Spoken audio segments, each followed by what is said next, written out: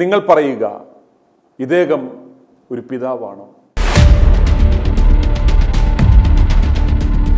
8 വയസ്സുകാരനായ മകൻ എൻ്റെ ചെവിയിൽ പറഞ്ഞതുപോലെ ഷൈനിയുടെ മക്കൾ പറഞ്ഞിരുന്നെങ്കിൽ എന്ന തലക്കെട്ടോടെ 6 ദിവസം മുമ്പ് ഞങ്ങളൊരു വാർത്ത നൽകിയിരുന്നു.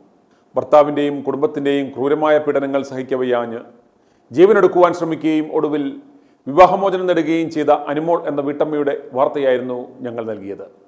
തൻ്റെ 2 കുഞ്ഞുങ്ങളെ സുരക്ഷിതമായി നാട്ടിൽ ഒരിടത്താക്കി അനുമോൾ UK എത്തുകയും ഒരു ജോലി സമ്പാദിക്കുകയും ജീവിക്കുവാനുള്ള മാർഗം ഉണ്ടാക്കുകയും ചെയ്ത ശേഷം നാട്ടിലുള്ള തൻ്റെ മക്കളെ UK കൊണ്ടുപോകുവാനുള്ള ശ്രമങ്ങൾ ആരംഭിച്ചു. കുട്ടികളുടെ വിസ പ്രോസസ്സ് ചെയ്യുവാൻ കുട്ടികളുടെ ബയോളജിക്കൽ ഫാദറിൻ്റെ കൺസെൻറ്റ് ആവശ്യമാണ്.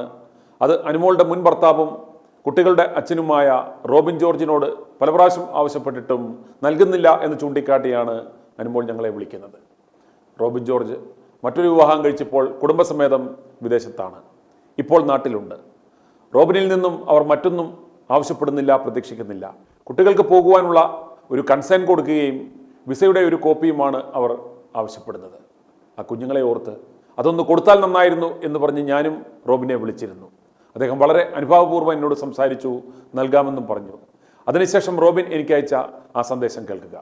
കുട്ടികളുടെ ഫാദർ ഇപ്പം ഇന്ത്യയിലായിരുന്നെങ്കിൽ ഇവിടെ നിന്നുള്ള ആധാർ കാർഡോ അങ്ങനത്തെ ഡോക്യുമെന്റ്സ് ആണല്ലോ വേണ്ടത്. ഞാനിപ്പം പുറത്താണെന്നുള്ളത് UK എംബസിക്ക് അറിയത്തില്ലല്ലോ. എനിവേ NOC എന്താണെങ്കിൽ കൊടുക്കാം. ബാക്കി ഡോക്യുമെന്റുകൾ വക്കീൽ പറയുവാണെങ്കിൽ അതനുസരിച്ച് കൊടുക്കാം. അത് എന്താണേലും ഞാൻ പോകുന്നതിന് മുമ്പ് എത്രയും വേഗം അവരുടെ വക്കീൽ വഴി എൻ്റെ വക്കീലിനെ കോൺടാക്ട് ചെയ്തോട്ടെ. അവർ പറയുന്ന ലീഗലി കുഴപ്പമില്ലാത്ത എനിക്ക് സേഫ് ആയിട്ടുള്ള ഒരു ഡോക്യുമെന്റുകളും കൊടുക്കുന്നതിന് എനിക്ക് തീർപ്പില്ല.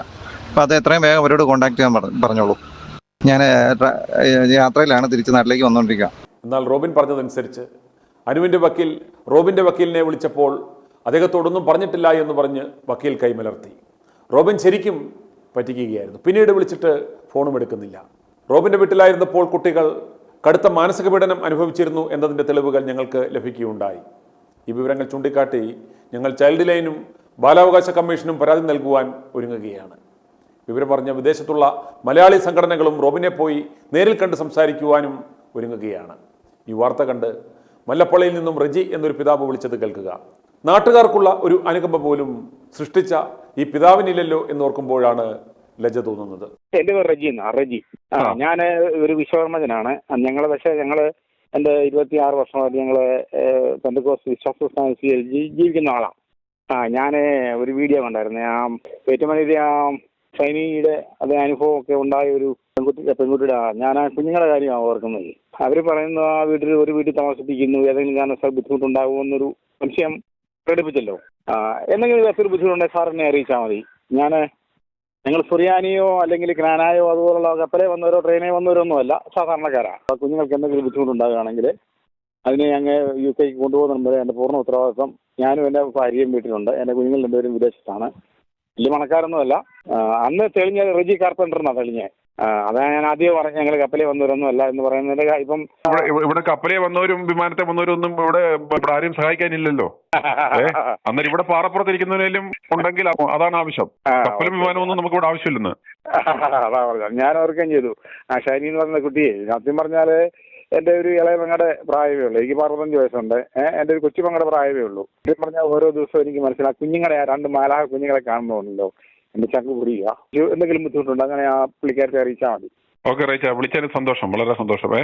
മിക്കവാറും എല്ലാം കാണുന്നുണ്ട്. എനിക്ക് ഇങ്ങനെ ഒരാൾ തുറന്നു പറയാൻ ഈ ഭൂമിയിലുണ്ടായില്ല. അത് തന്നെ വലിയ കാര്യം. പല വിദ്വാന്മാരുടെയും ഈ പുറംപൂച്ചകൾ ഞങ്ങൾക്ക് കുഞ്ഞുങ്ങളായ സമയത്ത് നമുക്ക് ഇവരെയൊക്കെ എന്തോരം ആയിരുന്നു. ഇപ്പം ബഹുമാനത്തിന് കുറവെന്ന് പറഞ്ഞാൽ എല്ലാവരും അങ്ങനെയാണെന്ന് ഞാൻ പറയുന്നില്ല. തരികിട പാർട്ടികളെ അത് ഒരാളോ 2 ആളോ 10 പേര്, കാരണം ഈ ലോകം മുഴുവൻ അല്ലെങ്കിൽ ഈ യൂണിഫോം ഇട്ട മുഴുവൻ പുള്ളികളും മോശക്കാരായില്ലേ. ഇത് കണക്കിന് ഈ സോഷ്യൽ മീഡിയ വന്നത് നന്നായി പലരുടെയും പുറം വെച്ച് വെളിയിൽ വരാൻ പറ്റി. നമ്മൾ ആരെയും പരിഹസിക്കാനോ നിന്ദിക്കാനോ താത്വികത്താനോ അല്ലേ സാറേ ഞാനീ പറയുന്നത്. എന്നാൽ ഇങ്ങനെ ഒരു ധൈര്യം ഉണ്ടായി വളരെ അഭിനന്ദനാർഹമാണ്. ഇതുപോലെ ഒരു ചാനൽ 1-2 ചാനലിലൂടെ പറഞ്ഞു എന്നാൽ മാത്രമേ ഇതുപോലുള്ള ഗതികേടുകൾ നമ്മുടെ സമൂഹത്തിന്റെ എൻ്റെ പെങ്ങളെയും സിനിമ ഷീലയെ പോലിരിക്കുന്ന ഒരു ഷീലയെ പോലെ ഇരിക്കുന്ന പെണ്ണിനെ മാത്രം മതി എന്ന് പറഞ്ഞ് കൊണ്ടുപോയിട്ട് എൻ്റെ താലിമാലി വരെയും വിറ്റ് എൻ്റെ അച്ഛൻ 2-3 പ്രാവശ്യമാണ് ആഭരണങ്ങൾ ഉണ്ടാക്കി കൊടുത്തത്. അത് മുഴുവൻ മുടിച്ച് ജയിച്ച് എഴുതി. അവസാനം പറഞ്ഞു എന്നോട് പറഞ്ഞു, എൻ്റെ മോനെ, എൻ്റെ പെങ്ങളെ കെട്ടിക്കുമ്പോൾ 6 വയസ്സേ ഉള്ളൂ, പഴയ കാലമല്ലേ, എൻ്റെ മോനെ എൻ്റെ കുഞ്ഞുങ്ങൾ വളർന്നു വരുന്ന സമയത്തെങ്കിലും എനിക്ക് നല്ല കാര്യം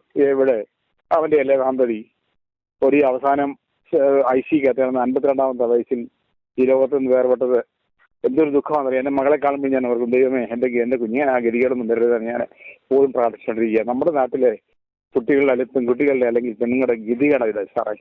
സമൂഹം ഇത്രയും മുന്നോട്ട് പോയിട്ടും ഞാനെന്തൊരു അച്ഛനാണ്. എൻ്റെ മകളെ കല്യാണം കഴിക്കാറ് ഇപ്പം 24 വയസ്സുണ്ട്, അവൾ വെളിയില്ല. ഓരോ സമയത്തും എൻ്റെ പെങ്ങളുടെ അനുഭവം ഉണ്ടാകരുതേ എന്ന് ഞാൻ മനസ്സിലോട് പ്രാർത്ഥിച്ചുകൊണ്ടിരിക്കുക. സാർ ഒരു കാര്യം ചെയ്യുക, കുട്ടിയോട് പറ, ഏതെങ്കിലും കാരണവശാൽ ബുദ്ധിമുട്ടുണ്ടെങ്കിൽ എനിക്ക് എന്നോട് പറഞ്ഞാൽ മതി. ഞാനിപ്പം എവിടെ വീടെന്നോ എങ്ങനെയാണെന്നോ ഞാൻ ഒരു ഡീറ്റെയിൽ ഞാൻ ചോദിക്കുന്നില്ല. അന്നേരം ഒരു കാര്യം ചെയ്യും, ഞാൻ എന്നോട് പറഞ്ഞു വെച്ചാൽ മതി. അതിൻ്റെ പൂർണ്ണ ഉത്തരവാദിത്തോടു കൂടി എൻ്റെ വീട് വന്ന് കണ്ട് ഇവിടുത്തെ സാഹചര്യം വന്ന് കണ്ടിട്ട് മാത്രം സാറുടെ മല്ലപ്പള്ളിയിൽ എൻ്റെ ഈ അഡ്രസ്സിന് അന്വേഷിച്ച് എന്തെങ്കിലും തീരുമാനത്തിലെടുത്താൽ മതി. തീർച്ചയായിട്ടും വളരെ സന്തോഷം വിളിച്ചേനെ. അതിനുള്ളൊരു മനസ്സുണ്ടായല്ലോ, അത് മതി. ഓക്കെ, തീർച്ചയായിട്ടും. ഇത് കേട്ടപ്പോഴേ ഞാനിപ്പം കേട്ടോണ്ടിരിക്കായിരുന്നു. ഞാൻ മിക്കവാറും കാണാറുണ്ട്, മനസ്സിനോട് സന്തോഷിക്കാറുണ്ട്.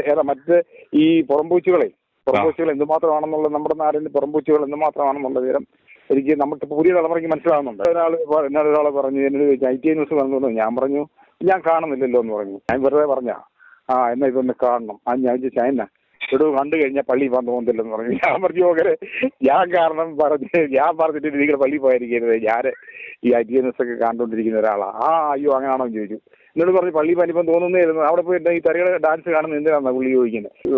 റോമൻ കത്തോലിക്ക അവർ ഈ വെളുപ്പിനെ 3 മണിക്ക് 4 മണിക്ക് കണ്ടൊക്കെ പോയി കാണുമല്ലോ, കുർബാന കാണുമല്ലോ. അങ്ങനെ പോകുന്നു. ഞാനിപ്പോൾ 3 വെളുപ്പിനെ നടക്കാതെ എന്തെങ്കിലും ഓർപ്പെടുമായിരുന്നു പറഞ്ഞു. ഞാനും കാണുന്നുണ്ട് സാറേ എന്ന് പറഞ്ഞു.